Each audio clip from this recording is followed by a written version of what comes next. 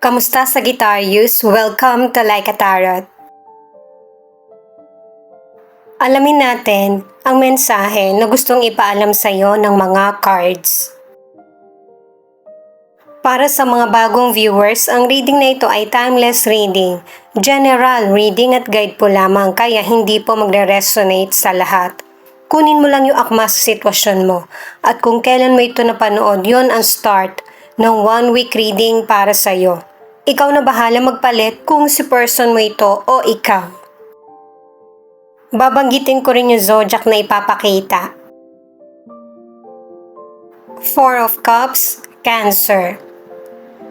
Merong sitwasyon na gusto mo nang tigilan. Kumbaga, may kapaguran na. At saka, ang hatid sa'yo ng sitwasyon ay negatibo. Nade-depress ka lang o kaya may mga oportunidad ka na napapakawalan. At saka ang ilan sa inyo stranded. May posibilidad na binaha yung lugar nyo or kahit hanggang ngayon hindi pa rin nawawala yung tubig. Nag-aalala ka na sa paligid mo kasi maraming nauudlot. Lalo na't may mga person na gusto nang kumita. Itong 6 of Wands ay Leo. Na ang ibig sabihin kung na-stranded ka or nagkaroon ng pagkaudlot sa sitwasyon mo, yung bang nasabik ka sa karir mo o kaya negosyo, mapapaunlad mo ito. Kasi na-relax yung katawan mo at saka mas marami kang naisip na idea habang naboboard ka noong mga panahon na nasa bahay ka lang. Kaya kung naging malungkot man sa mga nagdaang araw or sa nakaraan, merong good news nang darating sa iyo. Sa career o negosyo, meron kang pinag-iisipan kung igagrab mo ba yung oportunidad. Pero ito yung pinaka-importante na mangyayari sa buhay mo na desisyon. At yung mapipili mo na pagkakataon ang magbibigay sa iyo ng tagumpay. Ang ilan sa inyo yung matagal mo nang pinapasokan na trabaho o negosyo ang ipagpapatuloy.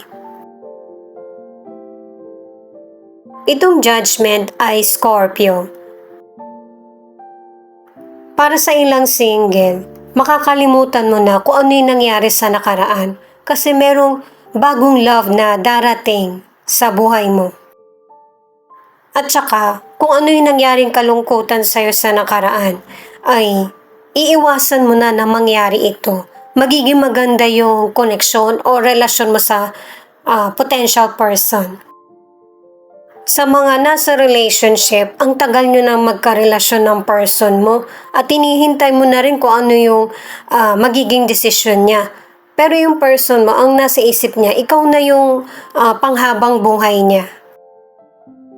At saka, ang ilan na nasa relationship, isa sa inyo ng person mo yung hindi masaya kasi hindi mo alam kung ano yung patutunguhan ng relasyon. The Moon, Pisces. Sa card na ito ay pinapakita, yung mga decision, hindi lang pwedeng sa person mo ipagkakatiwala. Magkaroon ka rin ng sarili mong desisyon o kaya diskarte. Dagdag kaalaman na lang yung opinion or advice ng iba. Pero kung may mga sitwasyon na hindi mo mapag-isipang maigi, magpahinga. 6 of Swords, Aquarius. Karamihan ng card mo puro tubig at saka ang ilan sa inyo mukhang sa ibang lugar ka nagpapahinga or pansamantalang tumitira.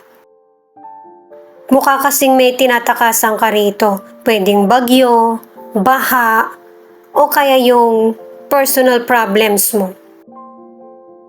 Pero sa pag-alis mo na ito, yung mga problema mo ay unti-unti mong masusolusyonan. At saka magiging kalma yung sitwasyon na kinakaharap. Ang ilan sa inyo hindi lang naman sa disaster, kundi pinili mo talaga magpunta ng ibang lugar or ibang bansa para matugunan yung mga personal mong pangangailangan. Nakadalawang cards ka na para sa success sa money. Kaya kapag dumating ito sa buhay mo, mag-ipon ka kahit kaunti. Dahil sa decisions mo, may mga positive na mangyayari sa buhay mo. Maganda rin ang ipinapakita ng financial. Unti-unti mo itong mapapalago. Ten of Wands, Sagittarius. Positive na itong card na ito na kung nagkaroon ng delay at saka challenges sa buhay mo, malapit mo na itong malagpasan. Nakadalawang cards ka na. Malapit na itong dumating sa buhay mo. Pwedeng bago mag-holiday or pagkatapos. Sa mga single, hindi talaga darating yung bagong love sa buhay mo kung hindi mo papalitan yung mga nakagawian mo. Pero yung person na darating, hindi pang long term pero kailangan dumating sa buhay mo. Sa relationship, pareho niyong nalaman yung katotohanan sa estado ng relasyon at pareho niyong sisikapin na mag-improve ang relationship. Nine of Wands, Sagittarius. Itong card na ito ang nagsasabi na may mga sitwasyon na poprotektahan mo yung sarili mo. Kasi may mga taong kahit nandyan ka, yung bang maririnig mo yung komento patungkol sa'yo o kaya hindi maganda yung pakikitungo ipaparamdam sa iyo. Pero anuman ang gawin nila, hindi kanila makakaya. Kasi mas ginagamit mo yung kaalaman mo at saka abilidad kaysa sa mga kahinaan. Knight of Pentacles, Virgo. At kung meron ka mang problema sa career, sa negosyo mo or financial, merong magandang resultang darating. Lalo na sa financial. Sa kalusugan naman, ang ilan sa inyo, tinitiis mo yung health problem mo. Kasi alam mo, madali lang naman gumaling eh. Halimbawa, yung ubo o kaya sipon, pero matagal itong gagaling. Kung nagpagamot ka na tapos walang effect yung gamot sa'yo ng 4 or 5 araw, i-update mo na yung doktor mo. Kung herbal yung iniinom mo, matagal talaga bago tumalab. Ano man yung health condition mo, gagaling ka naman. Medyo matatagalan nga lang. Pero magtatagal din na hindi ka magkakaroon ng sakit. Pero syempre, kailangan mo pa rin mag-ingat. Huwag maging kampante. Kasi iba-iba yung virus. At saka, kailangan din ng exercise, kahit yung mga simple lang, para may magandang resulta at positive sa katawan mo. The Star. Ang zodiac nito ay Aquarius. Maganda itong card mo kasi naka-2 cards ka na para sa makaka-recover ka sa illness. Sa mga single, di ba sinabi nga ng cards na merong potential person na darating sa buhay mo pero hindi pa siya yung the one. Kumbaga magiging maiksi lang yung relasyon nyo. Pero magkakaroon pa rin ng bagong person na ang mararamdaman mo sa kanya ay great love. Pero syempre naka-2 cards ka na baguhin mo na yung mga luma mong routine para dumating na yung real love sa buhay mo. Maraming nagkakagusto dun sa person na nagugustuhan mo. Kaya magbigay ka sa kanya ng oras para mapansin ka rin niya. At hindi pa nakakapili yung person. Kasi yung ugali yung tinitingnan ng person na ito. Hinahanap niya yung person na makakasundo niya. Bonus na lang kung may itsura. Ang ilan naman na nasa relationship, maraming challenges na kakaharapin kayo ng person mo. Pero this time, ay susolusyonan nyo na ito. Magkakaroon ng improvement at saka magiging responsable sa relasyon. At ito yung magiging dahilan para mas marami yung happy times, understanding at communication sa relationship nyo kesa sa trials.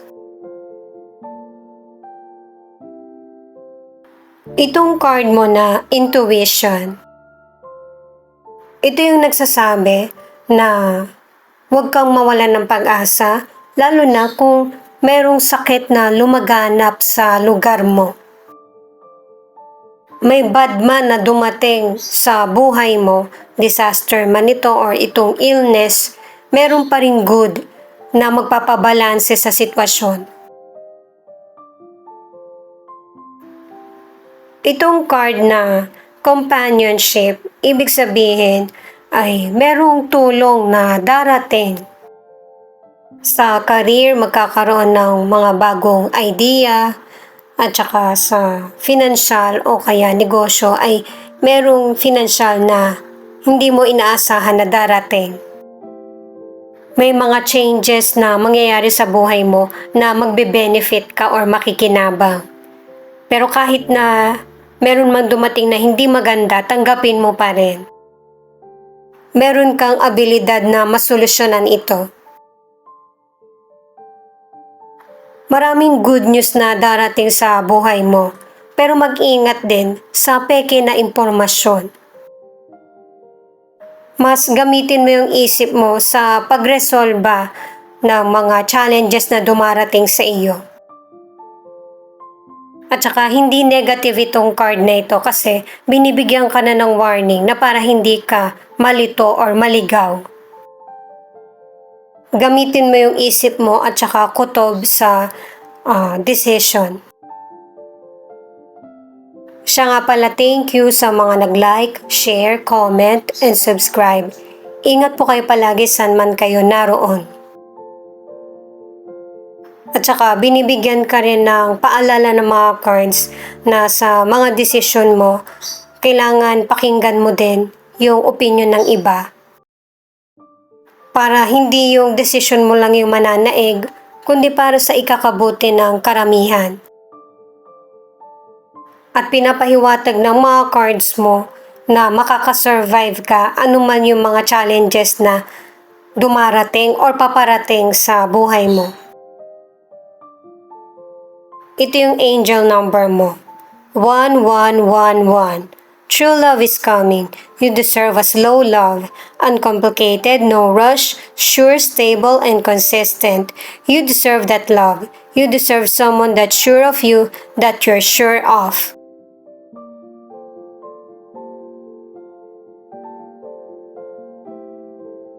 Five, five, five. You are the one who is going to bring the wealth into your life.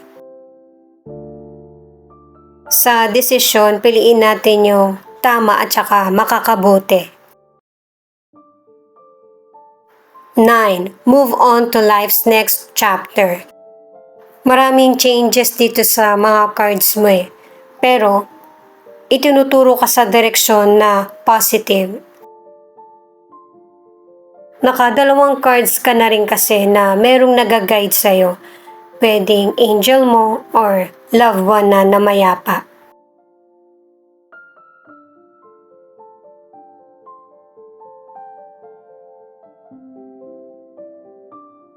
The World. Itong card na ito ay pangkalahatan sa zodiac sign. Maraming opportunity, changes, kaganapan na mangyayari sa buhay mo. Nakadalawang cards ka na ang ilan sa inyo sa ibang bansa yung magiging trabaho mo. Itong Ten of Pentacles ay Virgo na nagsasabing merong magandang gantimpala sa iyo ang universe dahil sa effort mo. Paalala din ito na pahalagahan yung mga magandang nangyayari sa buhay mo, sa love at saka sa financial. Marami pang darating. Itong Five of Cups na final card ay Scorpio. Maraming sitwasyon sa buhay natin ang mahihirapan tayong mapigilan at saka maunawaan. Pero binigyan ka ng sapat na lakas ni God na para maunawaan ito sa emosyon at saka pisikal. May mga temporary man na dumating na problema ay huwag mawalan ng pag-asa.